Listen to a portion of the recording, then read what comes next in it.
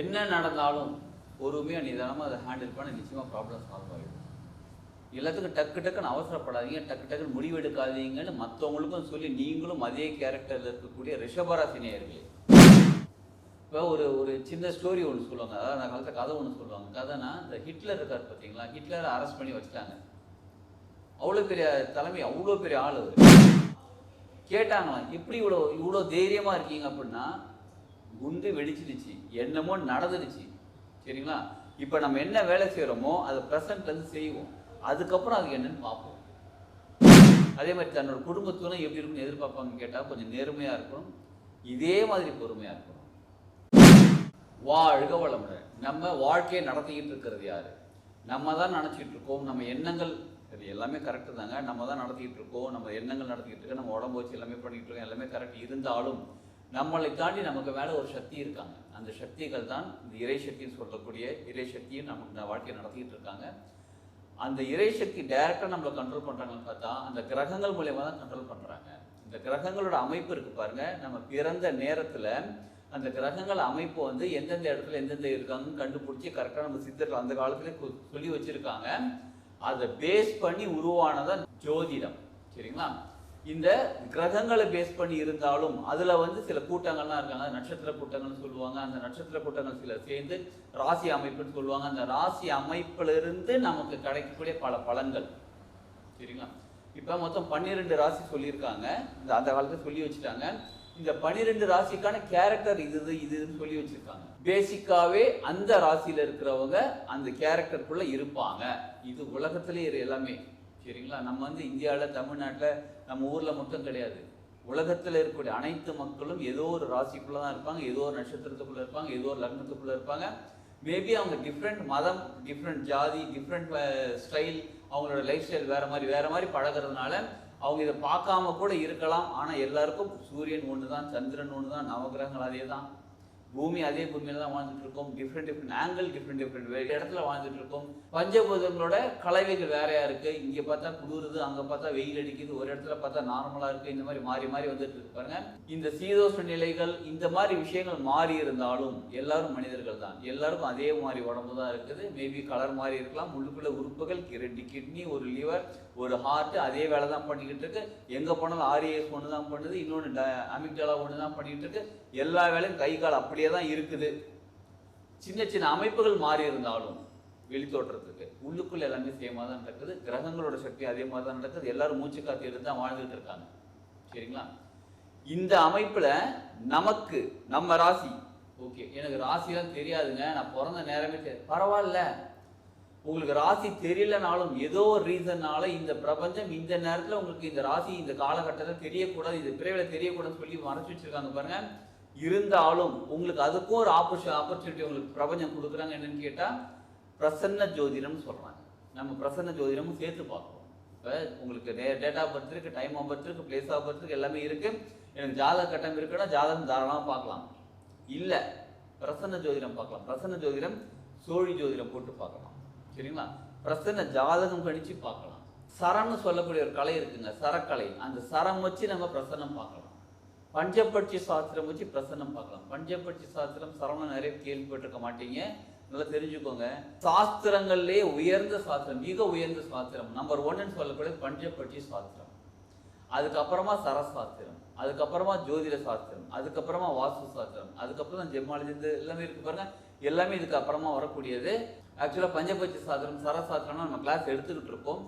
அதை நம்ம படிச்சுக்கிட்டாலே, நம்ம கற்றுக்கிட்டாலே நம்மளோட டே டு டே லைஃப்பில் என்னென்ன விஷயங்கள் செய்யலாம், எந்த நேரத்தில் செய்யலாம், எந்த மூச்சு காற்று இருக்கும்போது செய்யலாம், இதெல்லாம் பார்த்து நம்ம தெரிஞ்சு நம்மளே பண்ணும்போது டே டு டே லைஃப்பில் நம்ம செய்யக்கூடிய சின்ன சின்ன விஷயங்கள், நம்ம வந்து வாழ்க்கையில் பெருசாக வெற்றி அடையணும்னா பெரிய விஷயங்கள் செய்யணும்னு அவசியம் கிடையாது. சின்ன சின்ன விஷயங்கள் செஞ்சால் தான் பெரிய வெற்றி அடைய முடியும். இப்போ நீங்கள் வந்து ஒரு 1000 கிலோமீட்டர் டிஸ்டன்ஸ் ட்ராவல் பண்ண போகிறீங்க அப்படின்னா நீங்கள் ஃபஸ்ட்டு ஒரு ஃபீட் தான் எடுத்து வைக்கணும், அவ்வளோதான் முடியும் நம்மளால். ஒரு காரில் போனால் கூட ஃபஸ்ட்டு ஒரு ரொட்டேட், இந்த 10 அடி 20 அடி நமக்கு தெரிஞ்சால் போகுது, இல்லை ஒரு 100 அடி தெரிஞ்சால் போகுது. 1000 கிலோமீட்டர்னு தெரியணும்னு அவசியம் கிடையாது. அது மாதிரி நம்ம டே டு டே லைஃப்பில் சின்ன சின்ன விஷயங்கள் செய்ய செய்ய தான் பெரிய பெரிய மாற்றங்கள் ஏற்படும். பரிகாரங்கள்லாம் சொல்கிறேன், கேட்டிருக்கீங்களா? பரிகாரம் என்ன பரிகாரம் சொல்லுவோம்? நம்ம சின்னதாக சொல்லுவோம், அவங்களுக்கு உணவு கொடுங்க, இவங்களுக்கு ட்ரெஸ் வாங்கி கொடுங்க, அந்த கோயிலுக்கு போயிட்டு வாங்க, இந்த மாதிரி சின்ன சின்ன என்னங்க இது ட்ரெஸ் வாங்கி கொடுத்தா சரியா போயிடுமா? சரியாயிடும். அதுக்கான பல காரணங்கள் இருக்கு. அதை அப்புறம் நம்ம போக போக நம்ம தெரிஞ்சுக்கலாம், கற்றுக்கலாம். யாருக்காவது இந்த பஞ்சபட்சி சாஸ்திரம் சரசாஸ்திரம் என்னன்னு தெரிஞ்சுக்கணும், அதுக்கப்புறம் நான் கற்றுக்கலாமான்னு டவுட் இருந்தால் வீடியோவில் இருக்கிற கான்டாக்ட் நம்பர் கான்டாக்ட் பண்ணுங்க, தெரிஞ்சுக்கோங்க, நீங்களும் கற்றுக்கோங்க. வாழ்க்கையில் நீங்களே நிறைய விஷயம் செஞ்சுக்கலாம். சரிங்களா? ஓகே, இப்போ நம்ம பார்க்க போகிறது ஒரு ராசி சொன்னோம் பார்த்தீங்களா, ஒரு ராசிக்கும் பேசிக்காக அவங்க எந்த கேரக்டருக்குள்ளே இருப்பாங்க அதை பற்றி தான் தெரிஞ்சுக்க போகிறோம். என்ன நடந்தாலும் பொறுமையாக நிதானமாக அதை ஹேண்டில் பண்ண நிச்சயமாக ப்ராப்ளம் சால்வ் ஆகிடும்.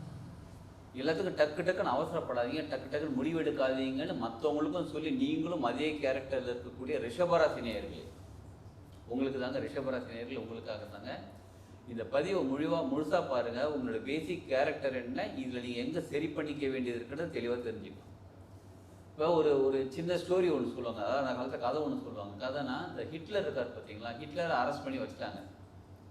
அவ்வளோ பெரிய தலைமை, அவ்வளோ பெரிய ஆள் அவர். அதனால் அந்த ஆர்மியில் இருக்கிறவங்களும் அவர்கிட்ட எப்படி இவர் பயப்படாமல் இவ்வளோ தைரியமாக எல்லாத்தையும் முன்னாடி செஞ்சார் அப்படின்றதுக்காக ஒரு அரேஞ்ச் பண்ணுறாங்க. என்னென்னா ஒரு லிக்கர் பார்ட்டி ஒன்று அரேஞ்ச் பண்ணுறாங்க. அங்கே யார் ஆர்மியில் இருக்கிறவங்க எல்லாமே லிக்கர் பார்ட்டி அரேஞ்ச் பண்ணுறாங்க. அரேஞ்ச் பண்ணும்போது அந்த ரெடிலாம் பண்ணி வச்சுட்டு அந்த லிக்கர் குடிக்கும் போது வாய்க்கிட்ட கொண்டு போகும்போது ஒரு குண்டு வெடிக்கணும், பெரிய சத்தத்தோட ஒரு குண்டு வெடிக்கணும். சரிங்களா? பின்னாடி அது நடக்கணும். அந்த சத்தம் கேட்கும்போது இந்த ஹிட்லர் என்ன பண்ணுறாரு, எப்படி ஒரு ரியாக்ட் பண்ணுறாருன்னு பார்க்கறதுக்காக அந்த பார்ட்டி அரேஞ்ச் பண்ணுறாங்க. அவரும் கூப்பிட்டு உட்கார வச்சுட்டாங்க. எல்லாரும் சுற்றி உட்காந்துட்டாங்க. எல்லாரும் உட்காந்து அந்த எல்லாருமே லிக்கர் அந்த கிளாஸ் எடுத்தாங்க, சியர்ஸ்லாம் பண்ணிக்கிட்டாங்க. எல்லாரும் வாய்க்கிட்ட கொண்டு போகும், அந்த குண்டு வெடிக்குது. யாரெல்லாம் அரேஞ்ச் பண்ணாங்களோ அவங்களாம் டப்புன்னு கிளாஸ் விட்டுட்டாங்க, கீழே ஊற்றிடுச்சு. ஹிட்லர் மட்டும் தெளிவாக பிடிச்சி முடிச்சுட்டு அப்படி பொறுமையாக திரும்பி பார்த்தாராம்.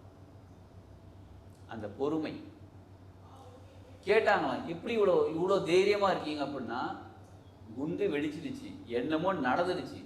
சரிங்களா? இப்போ நம்ம என்ன வேலை செய்கிறோமோ அதை ப்ரெசன்ட்லேருந்து செய்வோம், அதுக்கப்புறம் அதுக்கு என்னன்னு பார்ப்போம். ஆக மொத்தத்தில் யார் ரிஷபராசி நேயர்கள், அதுக்கு நீங்கள் லிக்கலாம் அப்படிலாம் சொல்ல வரலைங்க. நான் சொல்ல வந்து அவ்வளோ பொறுமை, அதே நேரத்தில் அந்த அவேர்னஸ். எஸ், இப்போ என்ன நடந்துச்சு, நடக்குதா, இருக்கட்டும், பரவாயில்ல, பொறுமையாக திரும்பி பார்த்துப்போம். அந்த பொறுமையோட நிதானத்தோட ஹேண்டில் பண்ணக்கூடிய நீங்கள் சில நேரங்களில் டக்குன்னு டிசிஷன் எடுக்க வேண்டிய நேரத்தில், நல்லா கவனிச்சுக்கோங்க, இம்மீடியட்டாக டிசிஷன் எடுக்க வேண்டிய நேரத்தில் அந்த பொறுமையை சில நேரங்களில் ரொம்ப தள்ளிப்பட அந்த நிகழ்வே முடிஞ்சிடும். இல்லை அந்த நீங்கள் முடிவெடுக்கும் போது அந்த நிகழ்வுக்கு தேவையில்லாத விஷயமாக மாறிவிடும். அதனால சுச்சுவேஷன் பேஸ் பண்ணி இப்போ இந்த நேரத்தில் அந்த முடிவு எடுக்கலாமா, சரி ஓகே எடுக்கலாம். இப்போ இந்த நேரத்தில் டக்குன்னு முடிவு எடுக்க வேண்டியது இருக்கா, மற்ற விஷயங்களை ப்ரையாரிட்டி கொடுத்துருக்கீங்க பாருங்க, அதெல்லாம் ஒதுக்கி வச்சுட்டு ஃபர்ஸ்ட் இந்த டிசிஷன் எடுத்து முடிச்சுட்டு அதுக்கப்புறம் வாங்க. நிச்சயமாக அது பிஸ்னஸாக இருக்கலாம், உங்கள் குடும்ப வாழ்க்கையாக இருக்கலாம், எது வேணாலும் இருக்கலாம். அதனால் அந்த விஷயத்தை மட்டும் கொஞ்சம் கேர்ஃபுல்லாக ஹேண்டில் பண்ணிக்கோங்க. மற்றபடி ரிஷபராசியில் பொறுமை, நிதானம், அன்பு, பாசம் ரொம்ப ஒரு நல்ல ஒரு கேரக்டர்னு சொல்லலாங்க.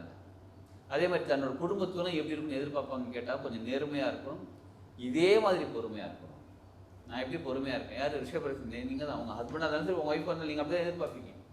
எதுக்கு இப்போ டக்குன்னு பேசிக்கிட்டு, எதுக்கு இப்போ அவசரம் உனக்கு, பொறுமையாக அவங்க அப்படி இருக்க மாட்டாங்க. அவங்க கடன்னு ஃபாஸ்ட்டாக வேலை செய்யக்கூடிய ஆளாக இருக்கும். ஸோ சில நேரங்களில் இந்த விஷயமே நீங்கள் பொறுமையாக நிதானமாக இருக்கிறதுனால அவங்க ரொம்ப ஃபாஸ்ட்டாக இருந்தாலும் குடும்பத்தில் சில பிரச்சனைகள் வரும். இந்த சூழ்நிலையில் நீங்கள் பொறுமையாக தான் இருப்பீங்க. அவங்க மேபி கோவப்படுவாங்க. அந்த பொறுமையை நீங்கள் கடைபிடிக்க தான் உங்கள் குடும்ப ப்ராப்ளம் சால்வ் ஆகும். இந்த பொறுமை உங்களுக்கு ரொம்ப நல்லது இந்த நேரத்தில். புரியுதுங்களா? ஆக இதே பணம் வச்சுக்கோங்களேன், லாங் இன்வெஸ்ட்மெண்ட், லாங் டேர்ம் அந்த பிளானிங்கில் தான் இருப்பீங்க நீங்கள். இமீடியட்டாக இன்றைக்கி போட்டு நாளைக்கால் ₹100 எக்ஸ்ட்ரா கிடைக்குமா, அதெல்லாம் பொறுமையாக பார்த்துக்கலாம். நம்ம என்ன பண்ணுவோம், இப்போ இன்வெஸ்ட் பண்ணுவோம், ஒரு 2 வருஷம் 5 வருஷம் 10 வருஷம் முடிச்சு கூட வரட்டும். ஆனால் லாங் டேர்ம் இன்வெஸ்ட்மெண்ட் நல்ல ப்ராஃபிட் இருக்குது.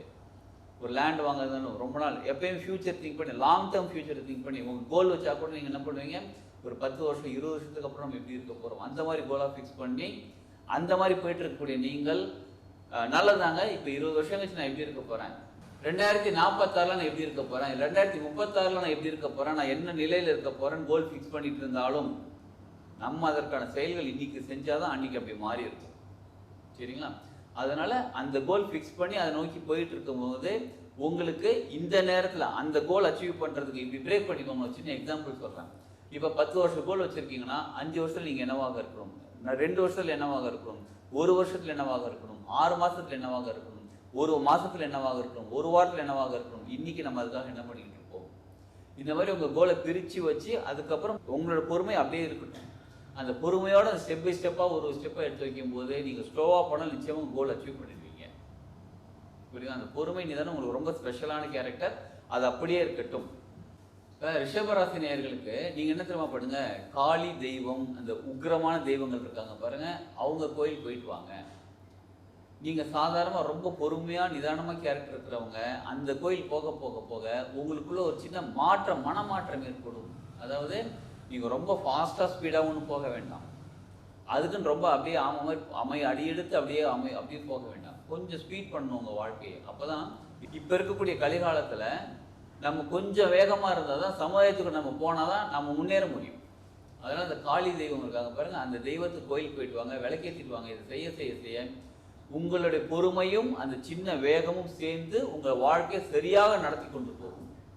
காளி கோயிலுக்கு போயிட்டு நீங்கள் விளக்கேற்றிட்டு வாங்க. என்னைக்கு போனால் வெள்ளிக்கிழமை போயிட்டு ரொம்ப ரொம்ப நல்லது. காளி தான் உக்கிரமான தெய்வம், கோயில் போயிட்டு வாங்க. சரிங்களா? இதை நம்ம பயன்படுத்திக் கொள்ளும். இந்த காலகட்டம் நம்ம வாழ்க்கையை முன்னேற்றுறதுக்கு, நம்ம வாழ்க்கையை நல்லபடியாக இருக்கிறதுக்காகத்தான் இந்த பொறுமையோட அந்த வேகத்தையும் சேர்த்து நம்ம செய்யும்போது வாழ்க்கை சூப்பராக முன்னேறுங்க.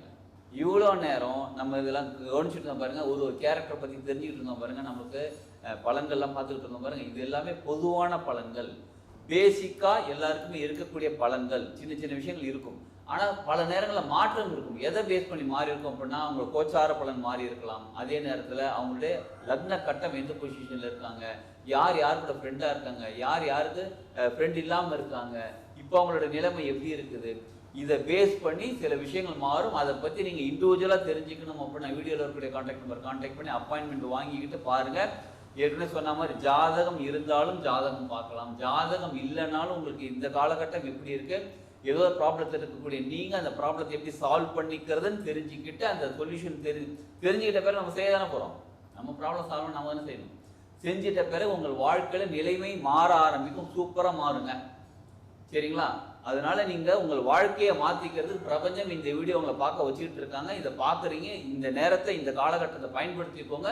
உங்கள் வாழ்க்கையில் முன்னேறதுக்கு அடுத்த ஸ்டெப் என்னவோ செய்யணுமோ செய்யுங்க. வாழ்க்கையில் சூப்பராக முன்னேறலாம். வாழ்க வளமுடன்.